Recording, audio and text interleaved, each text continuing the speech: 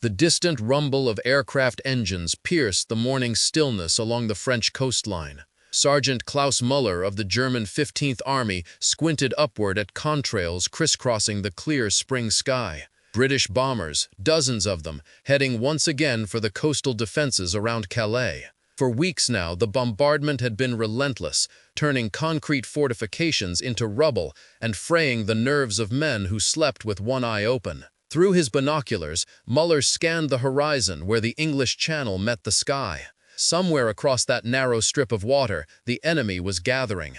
Intelligence reports confirmed it. Massive buildups of troops, tanks, and landing craft positioned directly opposite Calais, the shortest crossing point to France. The invasion was coming. Every soldier knew it. But when? Muller lowered his binoculars and turned to the young private beside him, his face tight with tension. More bombing today. "They're softening us up." The private nodded nervously, eyes still fixed on the approaching aircraft. "The British would be fools to land anywhere else, wouldn't they, Sergeant?" Muller didn't answer immediately. After 4 years of war, he had learned to question everything. "Perhaps," he finally said, "but why do they want us to be so certain it will be here?" The bombs began to fall, and conversation became impossible as the earth shook beneath their feet. What neither man could know was that they were actors in an elaborate charade, one of the greatest deceptions in military history. The enemy they expected was a phantom, and the general they feared most would never arrive. How did an entire German army become frozen in place, guarding a coastline against an invasion that would never come? What invisible walls kept 150,000 combat troops standing still while the real battle raged elsewhere? The story of Calais in the spring of 1944 is more than a tale of military deception. It is a testament to the power of perception over reality, and how the theater of war extends far beyond the battlefield. The calendar had just turned to January 1944 when Allied planners in London faced their most crucial decision of the war. After years of preparation, the invasion of Nazi-occupied Europe, Operation Overlord, was scheduled for late spring. Success would mean the beginning of the end for Hitler's Third Reich. Failure would set back the Allied cause by years, perhaps fatally. But the Germans knew an invasion was coming, and they had spent years turning the French coast into what they called the Atlantic Wall. Thousands of bunkers, gun emplacements, and obstacles designed to repel any attack from the sea. Colonel Thomas Summers of British intelligence tapped his pencil against a map spread across the oak table. "The Germans have 15 divisions in the Pas-de-Calais region," he told the assembled officers.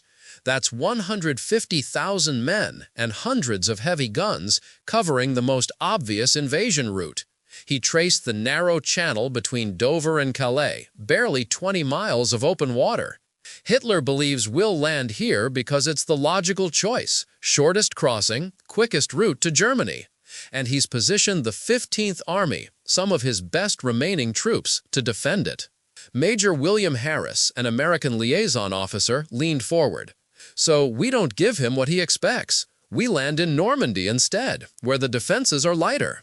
Summers nodded grimly. "Normandy gives us the element of surprise, but only if the Germans keep their forces in Calais. Not just during the initial landings, but for weeks afterward while we build up our beachhead." The room fell silent as the magnitude of the challenge became clear. "We need to create an illusion so convincing that an entire German army will stand still, watching for an invasion that will never come." From this meeting emerged Operation Fortitude, one of the most elaborate deception schemes ever conceived.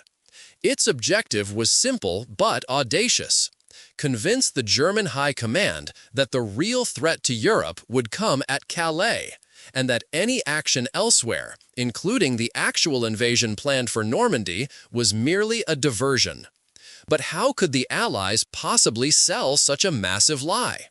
The answer would involve every trick of deception imaginable, from inflatable tanks to double agents, fake radio traffic to phantom armies. General Erich Marx, responsible for German coastal defenses in northern France, received the intelligence report with growing concern. Aerial reconnaissance photos showed massive concentrations of Allied forces in southeastern England, directly across from Calais. Analysis indicated at least 40 divisions, far more than expected. More troubling still was the commander identified to lead this force, General George S. Patton, the American tank commander the Germans respected and feared above all others. Patton had vanished from the Italian front months earlier, and now intelligence confirmed he had resurfaced in England, taking command of the newly formed 1st United States Army Group. Patton would not be given a secondary role, Marx told his staff officers. Hitler is right. They will come at Calais with everything they have, and Patton will lead the charge. The officers nodded in agreement. The evidence was overwhelming. What they could not know was that the 1st United States Army Group existed only on paper and in German imagination. The vast army, supposedly under Patton's command, was largely fiction, a masterpiece of Allied deception crafted to hold in place Hitler's formidable 15th Army. In the quiet countryside of Kent, just across from Calais, the British countryside had been transformed. Clusters of tanks lined the roads, their silhouettes visible from the air. Massive military encampments sprawled across former pastureland, with vehicles moving between them in careful patterns. Naval vessels gathered in the harbors along the coast, their numbers growing daily. To German reconnaissance planes flying high above, it looked like the gathering storm of invasion. But much of what they photographed was elaborate stagecraft, a theatrical production staged for an audience of intelligence analysts in Berlin. Colonel John Bevan of the London Controlling Section, the secret organization behind the deception, walked alongside rows of tanks that, up close, revealed their true nature. Inflatable rubber props that from the air looked identical to Sherman tanks. The Germans fly over at 20,000 feet, he explained to a skeptical American officer. From that height, these look perfectly real. We've placed them carefully, moved them regularly, and even created fake tracks in the mud. He gestured toward the horizon. We have thousands of these spread across southeastern England, along with wooden aircraft and dummy landing craft. The American whistled softly. All this just to fool aerial reconnaissance? Bevan shook his head. That's just one piece. The real magic happens when we combine physical deception with signals intelligence and double agents. The Germans believe what their spies tell them, and every spy they have in England is actually working for us. The scale of the deception was breathtaking.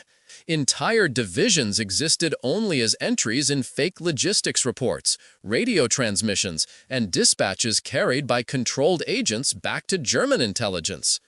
In Berlin, intelligence analysts pored over mounting evidence of Allied intentions. Intercepts of radio traffic revealed constant communication between units in southeastern England. Reports from agents confirmed troop movements and identified specific divisions. Aerial photos showed the buildup of forces opposite Calais. All pointed to the same conclusion. The invasion would strike at the narrowest part of the channel. Hitler himself became convinced, ordering reinforcement of the Calais region and personally directing that the 15th Army remain in position to meet the coming blow. The elaborate deception was working exactly as planned. What pieces of evidence convinced German intelligence so thoroughly? Why did skeptical military minds accept what they were seeing without question? To understand the power of Operation Fortitude, we must look deeper into the psychology of deception and how the Allies exploited the Germans' own preconceptions about where the logical invasion point would be. As April 1944 bloomed across the French countryside,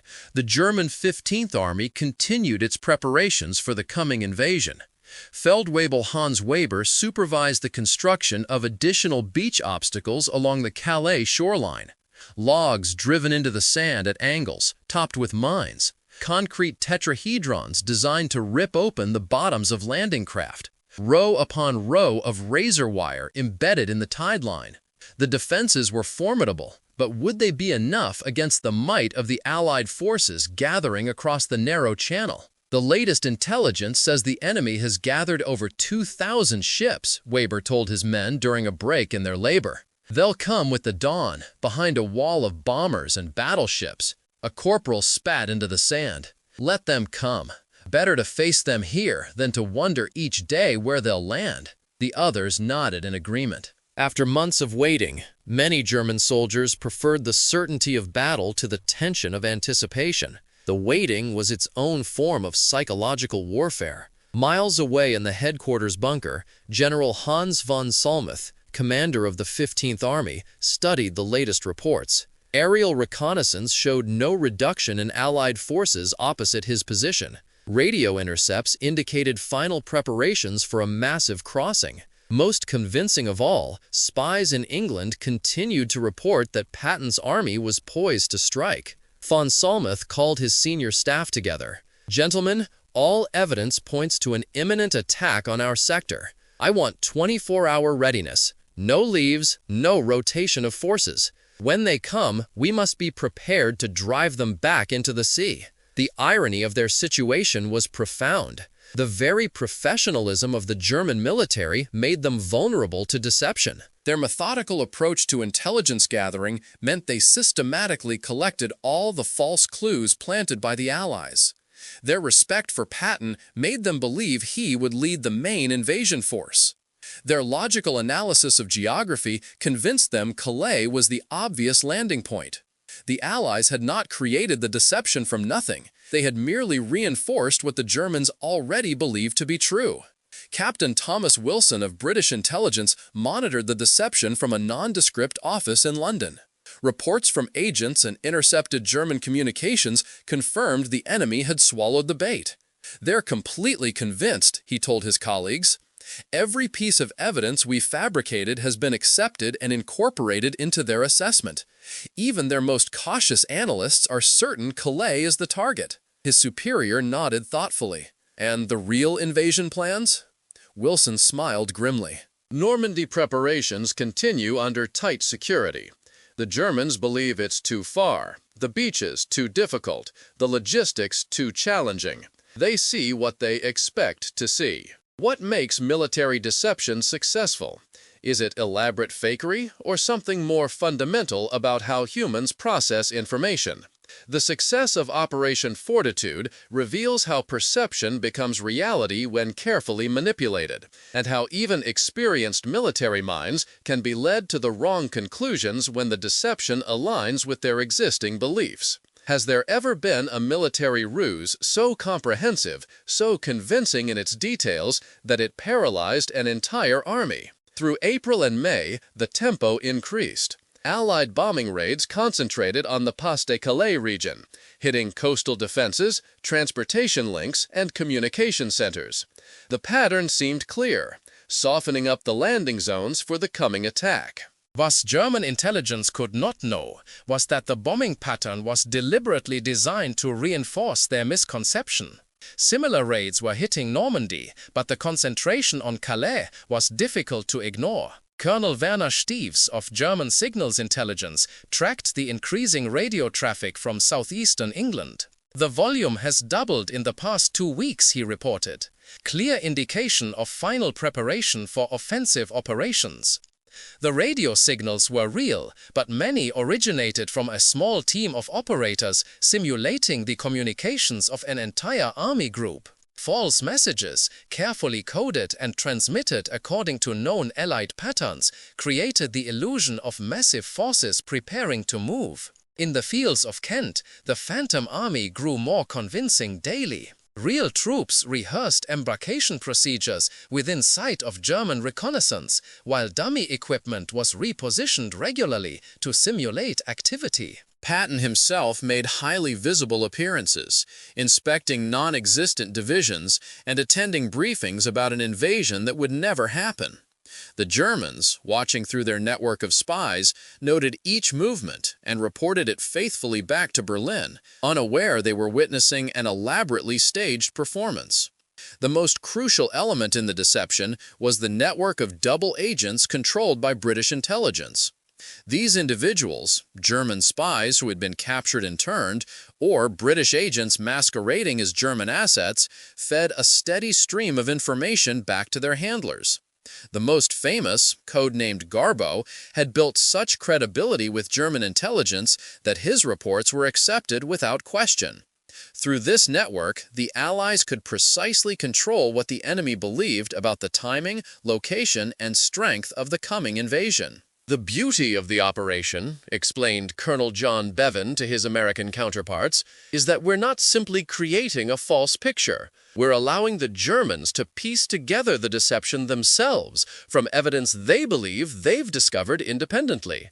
When a man reaches a conclusion through his own analysis, he believes it far more deeply than if he were simply told what to think. As May drew to a close, tension built on both sides of the channel. In the German coastal bunkers, soldiers watched the horizon with growing anticipation. Patrol boats reported increased activity in the channel. Weather forecasts were scrutinized for conditions favorable to an amphibious landing. The 15th Army stood at its highest level of readiness, convinced that each dawn might bring the war to their doorstep. The waiting became almost unbearable, nerves stretched to breaking point. Private Ernst Hoffmann kept a personal diary, hidden from his superior officers who might view such a practice with suspicion. "Another day watching empty seas," he wrote on May 30th. "We are told it could be any day now. The officers are tense, barking orders over the smallest infractions. The coastal guns are manned around the clock. Last night, I dreamed the invasion had already happened, and somehow we had all missed it. I woke in a cold sweat. Perhaps the waiting is worse than the fighting." On the morning of June 5th, an intercept from a weather station indicated conditions suitable for a major operation.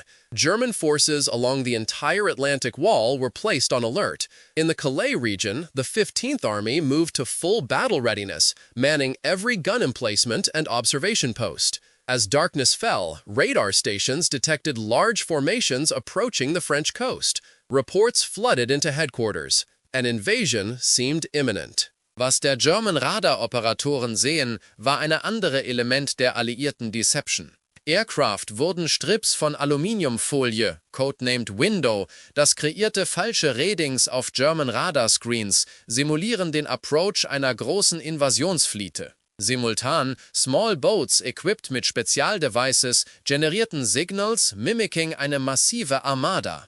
All eyes turned toward Calais, wartend für die erste Landingscraft zu appearen in der grauen Light von Dawn. In Stadt, der reale Invasion struck 100 Meilen zu dem West.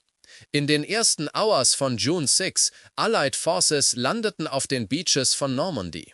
Die größte amphibische Operation in History hatte begonnen. Aber die German 15th Army, positioniert zu repellen den Main Invasion, stund watching empty seas at Calais. Die Deception hatte sich beyond all expectations. Die Phantomarmee hat held in place eine reale erlauben die aktuellen Landings zu proceed against lighter opposition than meint andersweise habe encountered. How did the Germans respond when they learned of the Normandy landings? Did they immediately recognize their error and rush forces westward? The most remarkable aspect of Operation Fortitude was not just its initial success, but how it continued to shape German thinking even after the real invasion had begun. This second phase of the deception would prove even more crucial than the first. Radio operator Kurt Meyer was the first to receive the reports at 15th Army headquarters. "Massive landings reported at Normandy beaches," he told his commanding officer, the sleep still evident in his voice. "Multiple divisions coming ashore under naval gunfire support." The general studied the map thoughtfully. "Normandy," he mused. "A diversion, obviously. They hope to draw our forces away from the main landing zone." He turned to his operations officer. "Maintain full alert status here. This Normandy action is almost certainly designed to weaken our defenses before Patton strikes at Calais." This reaction, the immediate classification of the Normandy landings as a diversion rather than the main attack, was precisely what the Allies had hoped for. Throughout June 6th and 7th, as Allied forces established their beachheads in Normandy, the 15th Army remained largely in position, awaiting an invasion at Calais that would never come. Hitler himself reinforced this fatal misperception. Convinced that Patton would lead the real invasion, he refused to release significant forces from the Calais region. "This is clearly a feint," he told his commanders during an emergency conference call on June 7th. The main attack will come at past Calais, where they can quickly reach the industrial heart of Germany. Hold your positions.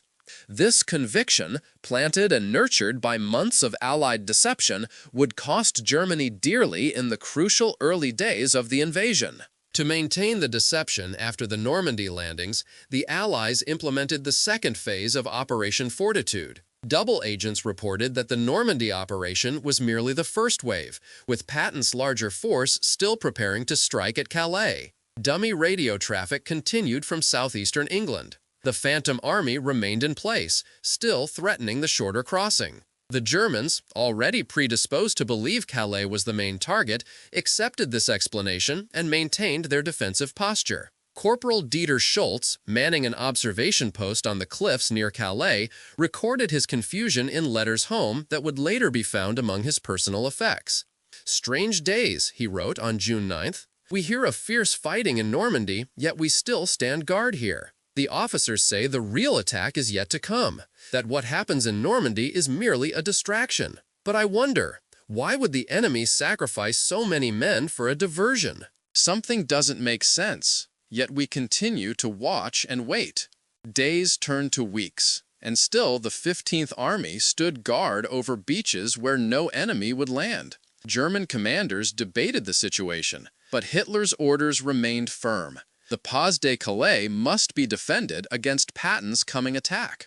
Meanwhile, in Normandy, Allied forces expanded their beachhead, building up the combat power that would eventually break out and sweep across France. The Phantom Army continued to exert its influence, pinning down real forces through nothing more than carefully crafted illusion. The human cost of this deception was measured in the lives of German soldiers who waited for an invasion that never came. "We stand ready, watching empty seas," wrote Corporal Josef Keller in a letter home. "Each day, the reports say the enemy is coming, yet we see nothing but gulls and waves. Meanwhile, we hear that fierce battles rage in Normandy. Are we guarding the wrong coastline?" No one dares say it aloud, but many of us wonder if we've been forgotten here, left to guard against a ghost while the real war happens elsewhere. What does it mean to fight a phantom enemy? How does an army maintain vigilance against a threat that exists only in the mind?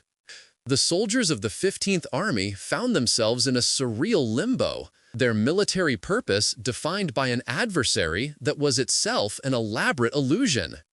Can we imagine the psychological impact of defending against an invasion that never materializes, while the true battle rages beyond reach? Lieutenant Wilhelm Kramer commanded a battery of coastal artillery near Calais. His guns were positioned to fire on enemy ships approaching the harbor, their trajectories carefully calculated, ammunition stacked nearby. For months, his men had rehearsed their response to invasion. Now, with reports of fighting in Normandy, doubt began to creep in. Lieutenant Wilhelm Kramer commanded a battery of coastal artillery near Calais.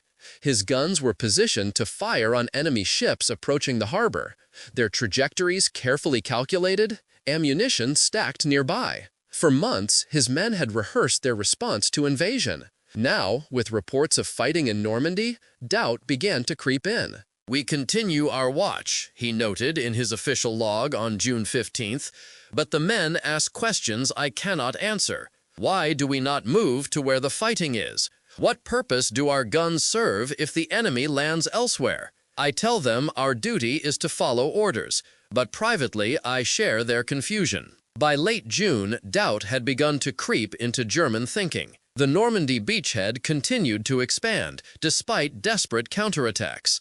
Allied forces were pouring ashore in ever-increasing numbers. Yet still, the High Command hesitated to release the 15th Army from its position at Calais.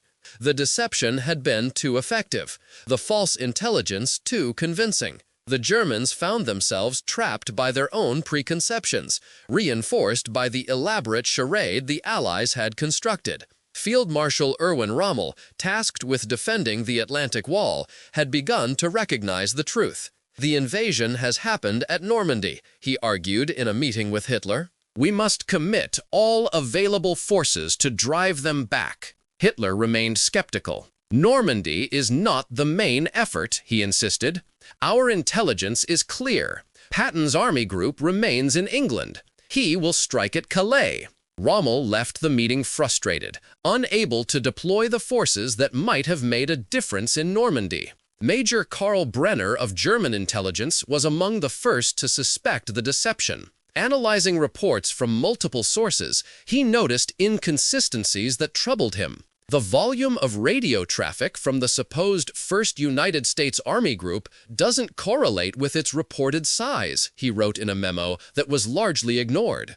And despite numerous sightings of its components, we have no clear photographs of the formations as complete units.